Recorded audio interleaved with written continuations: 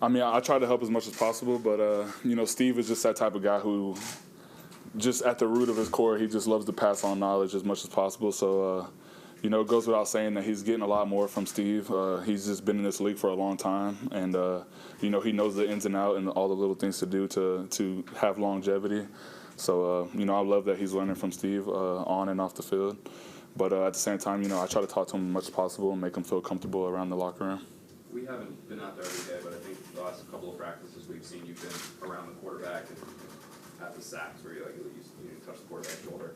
How do you believe your game has kind of evolved and changed entering this year from where it was maybe your first few years here? Just overall, I feel more conditioned, more fast, more, just faster and, just conditioned, like I said. And I did a lot of jiu-jitsu and training in sand pits and stuff like that during the off season. So I feel like that contributes to, my speed and stuff this year. And, a lot of the guys are competing this year, and it's, pushing me a lot more as well. So, we have a stat sheet that goes up in the defensive meeting room every year. And, not every year, after every practice. And, we basically tally up all the points that you get per practice, and you get a point from running to the ball and getting strip attempts and getting tackles, TFLs, quarterback hits and stuff like that. So, having these guys fly around and getting a bunch of points, it's just pushing me. Who's got the most points now? Kafusi. Yeah, he's doing really good. What's it like for you came into the league really young, like Quinnen is. You come in and you're now facing NFL offensive linemen. What's the biggest transition as a really young rookie D lineman facing these kind of offensive linemen? I think just the biggest point of emphasis for me is just to remember that we've been doing this for so long and to not make it seem bigger than it is. You know what I mean? I feel like that's something that I did when I first came into the league, is I was like, whoa, these are grown men, I'm young. I came into the league when we still had Mangold and DeBrickashaw and older guys like that, and it kind of was intimidating just having that age difference. But at the same time, we've been doing this for so long that we should feel comfortable with our ability. And, that's what I've been trying to tell Q is I was like, man, you've been here before, you've been doing this for a long time, and just feel comfortable being out there. Leonard, this morning we talked to Adam before practice, and he was saying about the defense having a good day yesterday, that it's tough against Greg's defense, as Sam and the offense are trying to do more things, and you guys are so aggressive and everything. Do you take pride in winning a day during minicamp as a defense? Yeah, definitely. It's only day 2. We're not even in pads yet, but at the same time, seeing the defense flying around with passion and competing and making plays and doing as much as we can to disrupt the offense is definitely encouraging, and it feels good.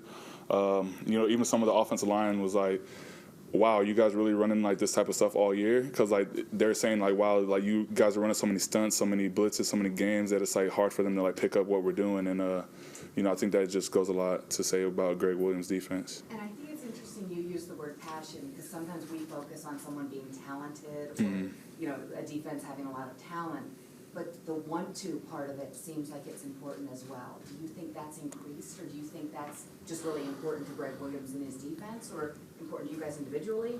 Yeah, I think it's just as a whole, just feeding off of each other. We have a young defense and a young team.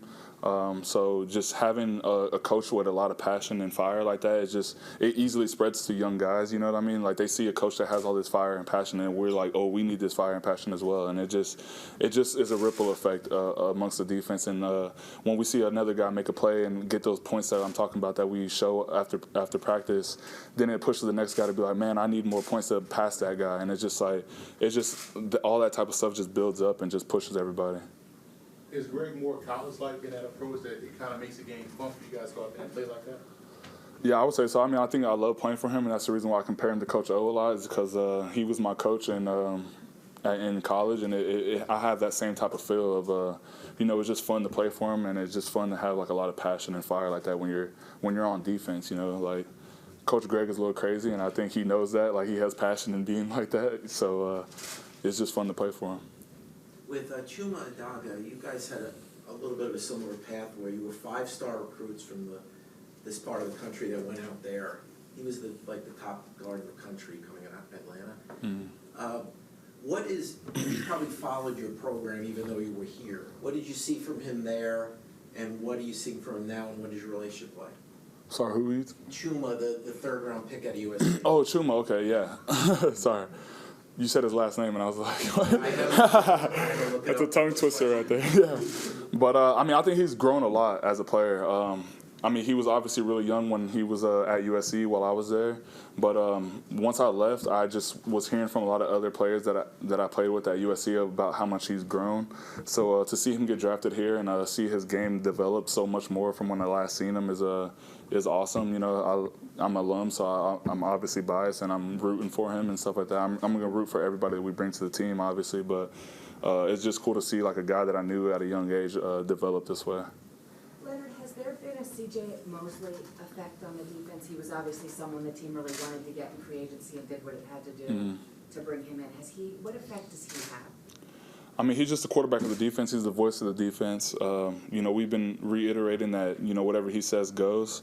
So if sometimes the offense is going too fast and we're, like, having trouble lining up, CJ would just say, okay, here, run this, and we'll be like, okay, we're all on the same page, let's do it. And, you know, I feel like he's a really smart linebacker. Yeah, he's really smart. And, you know, it's great to have a linebacker that's, you know, backing you up and can help you, you know, when you're having trouble lining up and stuff like that. And, you know, I think guys are just really proud to have him on the team. Sort of like that stereotypical middle linebacker, right, that you probably grew up watching a lot. Yeah, exactly. Like an old school linebacker, you know, he can come downhill and play the run, and he can, you know, also play the pass. And I think the biggest attribute is that he's smart. Like I said, if things are going fast and defense is like trying to call stuff out, and we're all like, this side of the defense is saying one thing, this side of the defense is saying another thing, he'll finally be like, all right, we're doing this, like, run it. And I think that it's awesome that the coaches give him that green light to just control the defense, because that's how it should be. You know, the coaches understand that sometimes they'll get a late call out, or sometimes the offense is just going too fast in 2 minutes, and we just need somebody to step up and say something, and we all understand that he's going to be the guy to say it. What's it like for him, though? This is a new defense for C.J. Mosley, and while he's really smart, he's probably learning also. So what's that dynamic like where he's out there running the huddle and calling the plays, but he's still trying to pick things up also? Exactly. Like you said, he's still learning the defense as well, as we all are. This is new for all of us. And so I think it just is important for us all to communicate. And, you know, just having this fiery defense and passionate defense, I think we try to put a lot of emphasis on communication while we're out there in practice. And, you know, sometimes he'll forget to give us a left and right call, but they'll all be lined up and left. And we'll just, like, sometimes as the front line, we'll just remind him sometimes, and he'll do the same to us. You know what I mean? That's what a team is, and that's what's great about this defense, is we just have a lot of communication right now.